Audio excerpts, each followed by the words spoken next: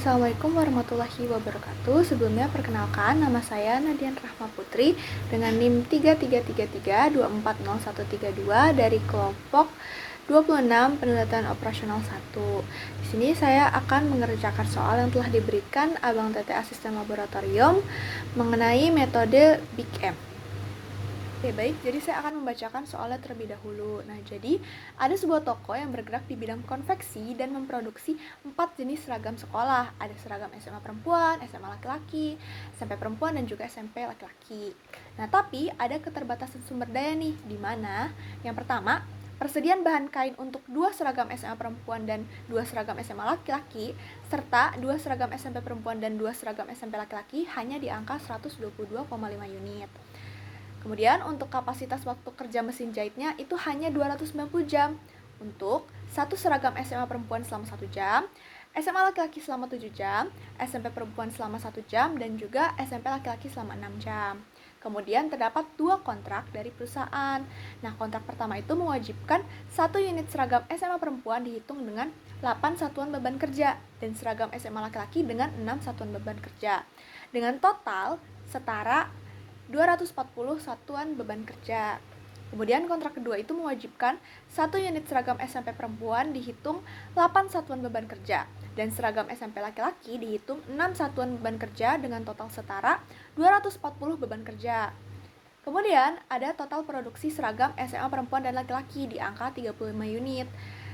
Selanjutnya ada total produksi seragam SMP perempuan dan seragam SMP laki-laki di angka 35 unit juga.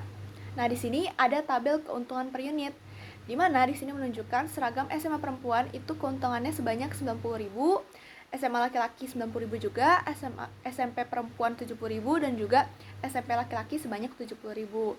Nah, soalnya adalah yang ditanyakan itu jumlah produksi optimal dari masing-masing jenis seragam dan keuntungan maksimal yang diperoleh.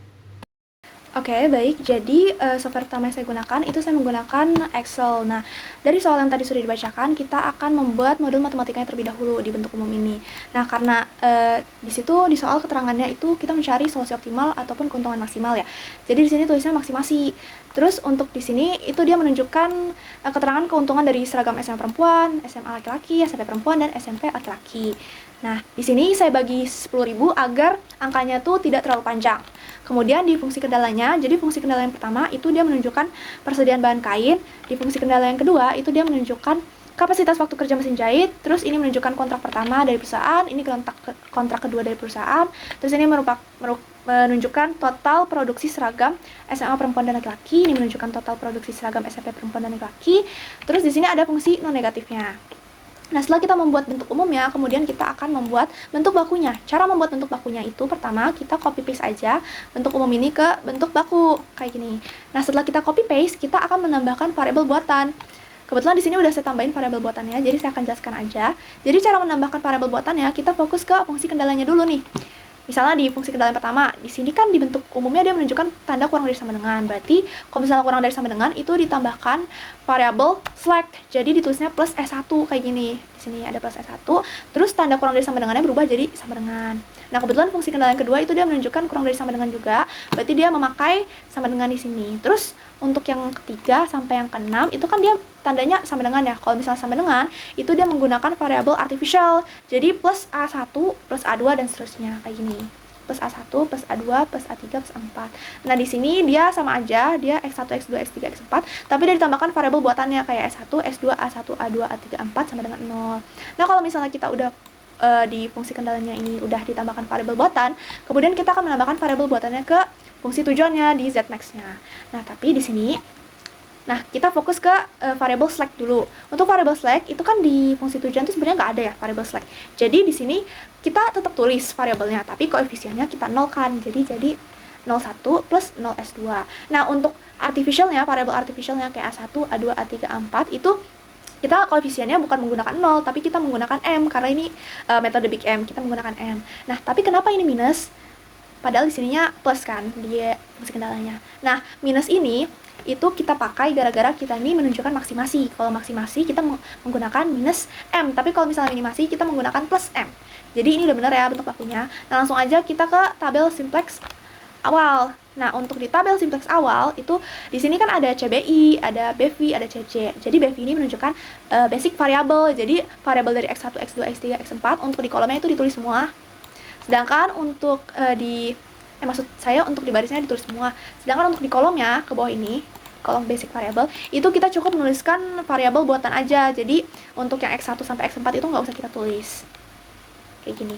Nah, untuk CJ, jadi CJ itu dia merupakan koefisien dari fungsi tujuannya. Jadi kayak kita lihat nih di fungsi tujuan. Di fungsi tujuan X1-nya itu menunjukkan angka 9 koefisiennya, berarti ditulis 9. X2-nya menunjukkan angka 9 juga, berarti ditulis 9. Terus X3-nya 7 dan seterusnya. Nah, kayak ini juga nih, A1-nya koefisiennya kan min M, berarti ditulis min M dan seterusnya. Untuk di CBI, CBI itu kurang lebih dia sama, dia juga menunjukkan koefisien. Koefisien dari basic variable ini, variable buatan. Nah, di sini S1-nya kan di sini dia menunjukkan 0.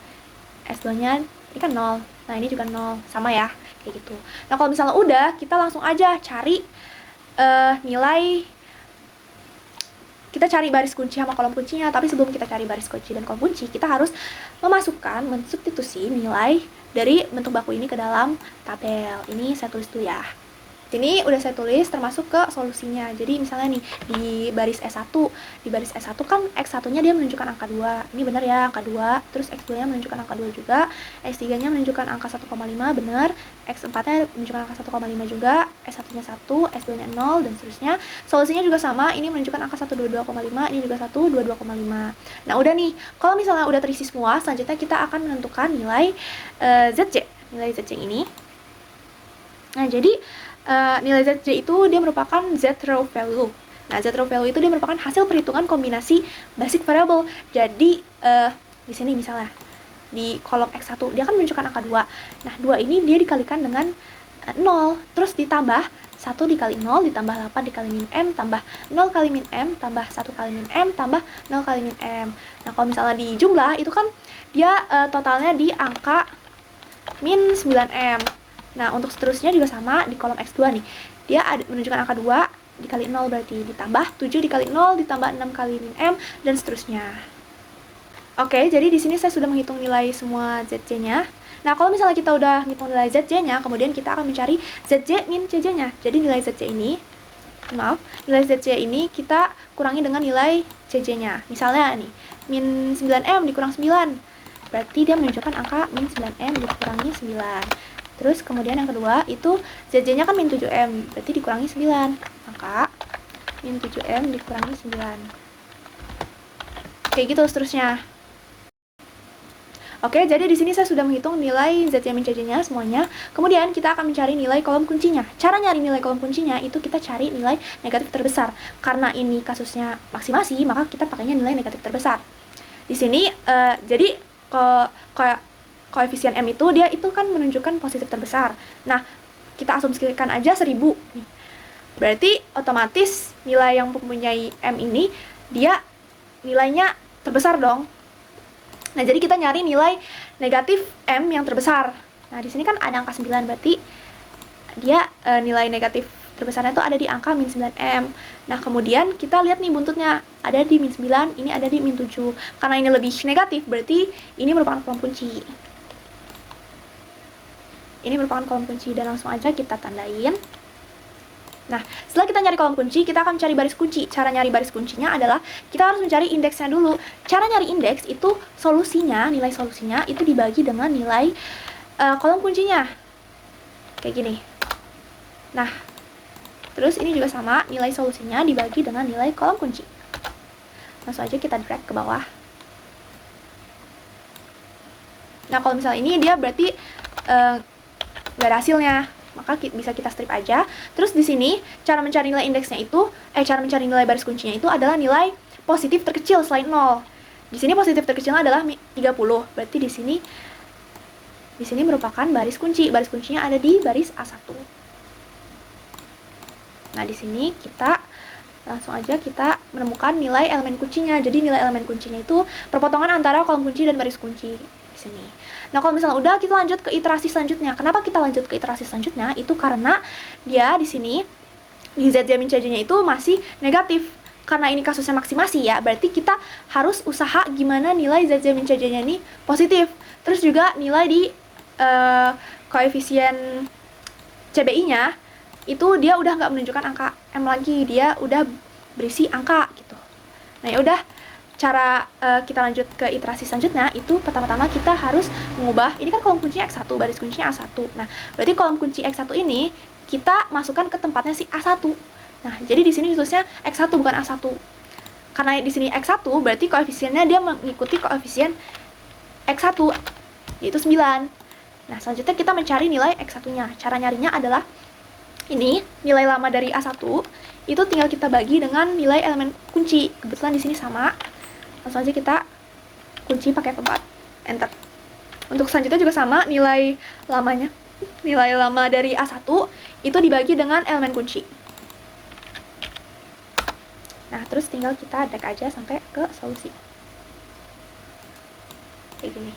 Selanjutnya, kalau misalnya X1 udah, kita akan mencari nilai S1, S2, A2, A3, dan seterusnya. Kita nyari nilai variabel buatan yang lain.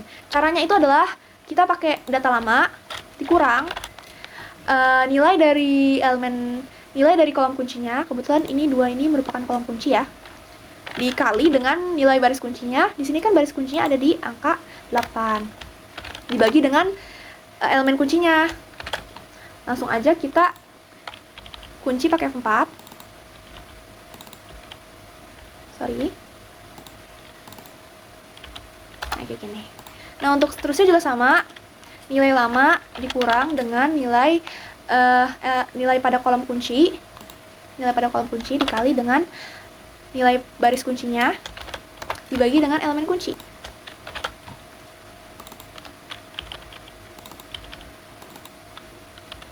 Kayak gini. Ya udah, ini langsung aja kita tarik.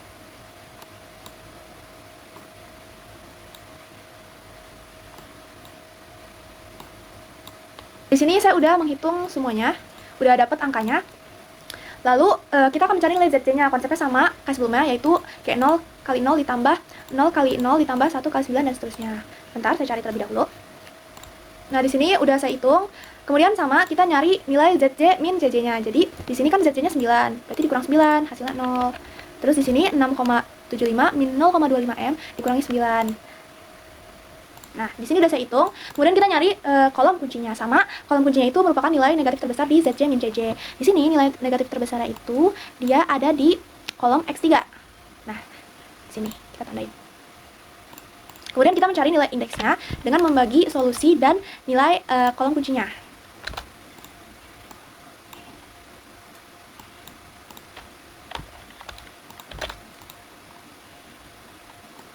Terus di sini kan udah ketemu nilai indeksnya. Berarti baris kuncinya itu ada di baris A2 karena dia memakai konsep nilai positif terbesar, nilai positif terkecil kecuali 0.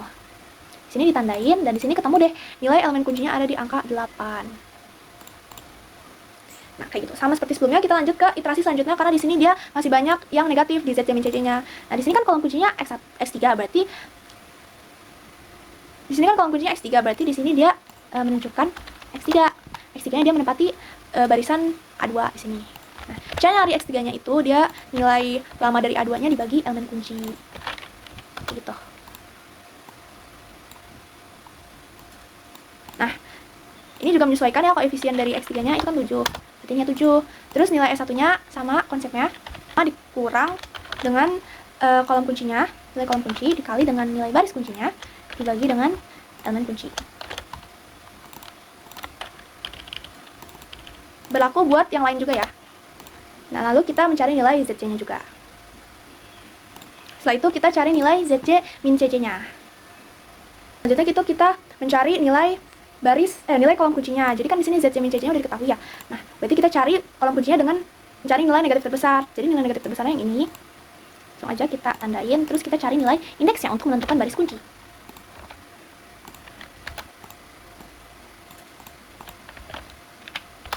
Di sini nilai positif terkecilnya itu kan ada di angka 20 ya, berarti baris A3 itu merupakan baris kunci.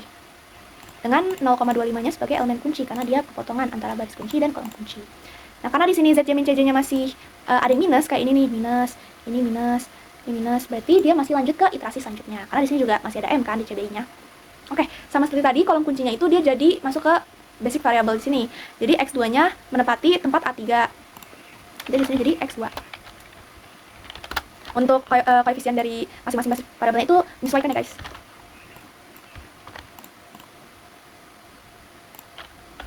Nah, kayak gini. Terus kita cari nilai X2-nya. Cara nyari nilai X2-nya itu sama seperti tadi, tinggal di baris lama dibagi sama elemen kunci. Tinggal tarik aja.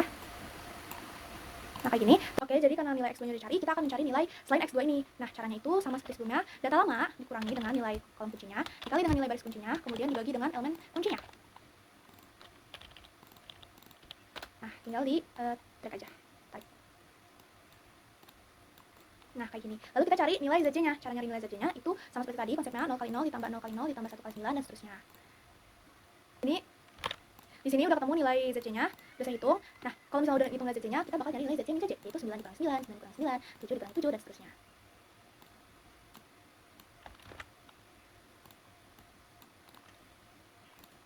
Lalu di sini kalau misalnya udah nemu ZC min ZC-nya, kita bakal nyari kolom kuncinya, yaitu dengan negatif terbesar. Negatif terbesarnya itu ada di kolom X4. Dan kita akan mencari baris kuncinya dengan mencari nilai indeksnya terlebih dahulu, yaitu nilai solusi dibagi dengan nilai kolom kunci. Tinggal kita tarik. Di sini nilai positif terbesar itu ada di baris 4 karena dia menunjukkan angka 20 ya di sini. Berarti ini menunjukkan baris kunci. Dan nilai elemen kuncinya ada di sini di angka 0,25. Nah, kayak gini. Berarti untuk di sini kan ZC min ZC-nya dia masih ada negatif nih di sini. Sedangkan yang lain itu udah positif. Berarti kita masih lanjut ke iterasi selanjutnya. Nah, untuk iterasi selanjutnya itu kolom X4 itu dia menjadi sebuah baris di sini. Dia menggantikan angka 4. Maksudnya variabel 4. Nah, sini. Misalnya menyesuaikan aja sama sebelumnya. Untuk koefisiennya itu disesuaikan aja sama yang sebelumnya, tapi dikatin juga karena di sini X4 koefisiennya tuh ada yang angka 7, berarti dia di sini 7. Nah, cara menentukan X4 sama yaitu baris lama bagi dengan elemen kunci. Nah, terus di sini kita juga bakal mencari nilai yang lainnya. Sama rumusnya, nilai baris lama dikurangi dengan nilai kolom kunci dikali dengan baris kunci dibagi dengan elemen kunci. Nah, di sini kan udah ketahuan nih hasilnya. Kita nyari ZC-nya lagi, caranya sama kayak tadi, 0 kali 0, 0 kali 0, 1 kali 9, tapi dijumlah semuanya kayak gitu. Habis itu kita nyari nilai ZC min CC-nya. 9 kurang 9, 9 kurang 9, 7 kurang 7 dan seterusnya. Nah, di sini kalian bisa melihat kan di ZC min CC-nya yang udah saya hitung, di sini dia udah nggak ada angka yang menunjukkan negatif lagi. Di sini udah positif semua kan, sisanya 0. Berarti dia udah nggak usah lanjut ke iterasi selanjutnya lagi. Indeksnya juga udah nggak perlu dihitung karena dia udah menunjukkan solusi yang optimal. Nah, di sini ini menunjukkan solusi optimalnya. Nah, itu cara menggunakan Excel. Software selanjutnya yang bisa digunakan yaitu menggunakan POM-QM. Jadi di sini pertama saya akan klik linear programming. Terus saya akan memasukkan berapa banyak batasan dan juga variabelnya. Nah, jadi di sini untuk batasannya itu kan batasannya ada 6 pengecualian dengan fungsi non negatif. Terus untuk variabelnya itu ada 4. Ada X1 seragam SMA perempuan, X2 seragam SMA laki-laki, X3 seragam SMP perempuan, X3 seragam SMP laki-laki. Terus objektifnya kita pencet yang maximize karena itu dia menunjukkan maksimasi kan. Kita mau mencari maksimasi.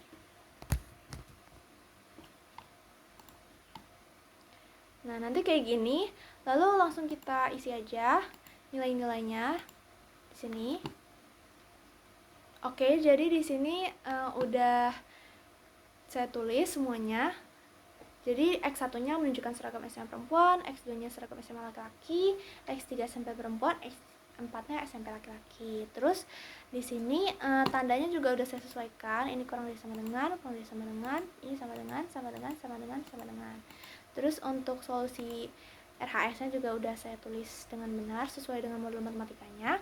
Lalu langsung aja kita pencet solve. Nah, di sini dia muncul angka 15, 20, 15, 20, 5, 60. Nah, kebetulan hasilnya sama dengan yang di Excel, berarti solusinya itu udah optimal.